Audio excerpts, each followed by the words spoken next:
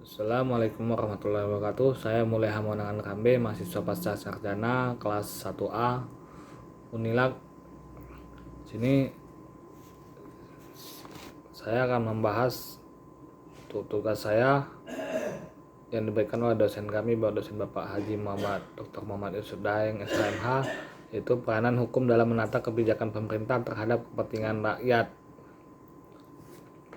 Pertama, di sini saya akan membahas tentang peranan hukum dalam menata kebijakan pemerintah terhadap kepentingan rakyat dari sektor pembangunan.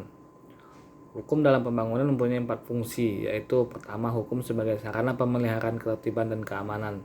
Kedua, hukum sebagai sarana pembangunan. Ketiga, hukum sebagai sarana penegak keadilan. Yang keempat, hukum sebagai sarana pendidikan masyarakat. Dengan pembangunan bidang hukum dilakukan dengan jalan: pertama, peningkatan dan penyempurnaan pembinaan hukum nasional dengan antara lain mengadakan pembaruan, kodifikasi, serta unifikasi hukum di bidang-bidang tertentu dengan jalan memperhatikan kesadaran hukum dalam masyarakat. Kedua, menertibkan fungsi lembaga-lembaga hukum menurut proporsinya masing-masing. Yang ketiga, peningkatan kemampuan kewibawaan penegakan hukum. Dalam rangka mencapai tujuan tersebut, akan disempurnakannya hukum dalam dan perundang-undangan prioritas demikian pada penyiapan peraturan perundang-undangan yang segera diperlukan untuk menunjang kebutuhan pembangunan nasional, khususnya yang menunjang pembangunan ekonomi dan mendorong perubahan sosial ke arah modernisasi serta memantapkan kehidupan politik. Dalam segenap kebijakan dan langkah pembangunan hukum nasional tersebut, hakikat manusia baik secara subjek maupun sebagai objek hukum akan senantiasa diperhatikan. Tujuan utama pembangunan adalah untuk mencapai kemakmuran dan kesejahteraan warga negara Indonesia. Nilai penting dari partisipasi masyarakat dalam pembangunan adalah untuk yang pertama, peran masyarakat adalah sebagai suatu strategi. Maksudnya, peran serta masyarakat merupakan strategi untuk mendapat dukungan masyarakat atau public support. Kedua, peran masyarakat sebagai suatu kebijakan masyarakat merupakan subjek yang potensial dikorbankan atau terkorbankan oleh pembangunan. Oleh sebab itu, masyarakat memiliki posisi tawar untuk mengkonsultasikan haknya yang menjadi dasar kebijakan oleh pemerintah. Ketiga, peran serta masyarakat sebagai alat komunikasi. Peran serta masyarakat ditujukan untuk mendapat informasi untuk pengambilan keputusan-keputusan pemerintah. Keempat, peran serta masyarakat sebagai alat penyelesaian sengketa. Pada tahap ini, peran serta masyarakat digunakan untuk meredam konflik melalui upaya pencapaian konsensus dari pendapat-pendapat yang ada.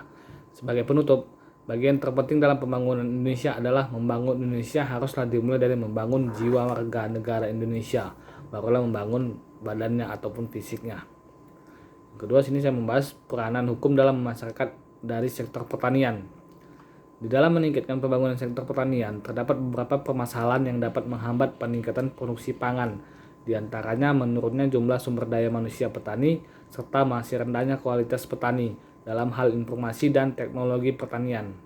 Lemahnya akses modal yang didapat petani untuk mengembangkan usaha pertanian.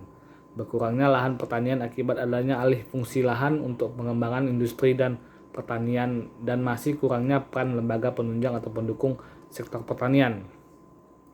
Untuk menyelesaikan permasalahan pembangunan sektor pertanian, diperlukan kebijakan, strategi, dan upaya dari pemerintah secara optimal dengan dukungan dari berbagai pihak sehingga hasil produksi pangan dapat meningkat dan kebutuhan pangan terpenuhi yang pada akhirnya dapat meningkatkan ketahanan pangan nasional.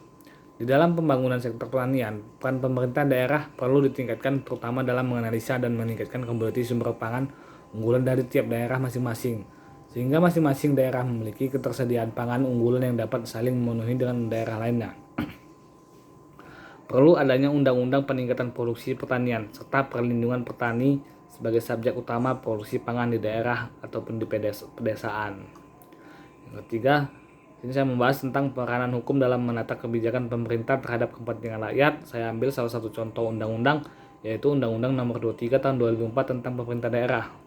Salah satu hal substansi dalam Undang-Undang Nomor 23 Tahun 2004 tentang pemerintah daerah adalah adanya pemberian otonomi seluas-luasnya kepada daerah. Hal ini dimaksudkan untuk melancarkan proses perencanaan, pelaksanaan, dan pengendalian pembangunan daerah.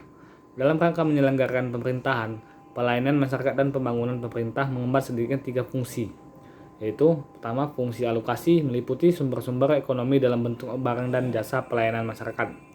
Yang kedua, fungsi distribusi meliputi pendapatan dan kekayaan masyarakat. Yang ketiga, fungsi stabilitas, yaitu pertahanan keamanan ekonomi dan moneter. Tujuan dilaksanakannya otonomi daerah adalah untuk meningkatkan partisipasi masyarakat daerah dalam pengambilan kebijakan pemerintah yang menyangkut hajat hidup orang banyak. Misalnya, dengan melibatkan masyarakat dalam proses pembentukan peraturan daerah, sebagaimana tercantum dalam pasal 96 ayat 1 Undang-Undang Nomor 12 Tahun 2011 tentang pembentukan peraturan perundang-undangan menyatakan bahwa masyarakat berhak memberikan masukan secara dan atau tertulis dalam pembentukan peraturan perundang-undangan. Keikutsertaan masyarakat dalam pembentukan peraturan daerah untuk memberikan masukan secara tertulis maupun lisan merupakan hal yang sangat esensial, sehingga peraturan daerah yang dibentuk diharapkan dapat berlaku secara efektif dan efisien. Demikianlah tugas saya ini. Jika ada kesalahan, saya mohon kritikan untuk menambah pengetahuan saya, dan saya mengucapkan terima kasih kepada dosen kami Bapak Haji Dr. Yusuf Daeng, SHMH.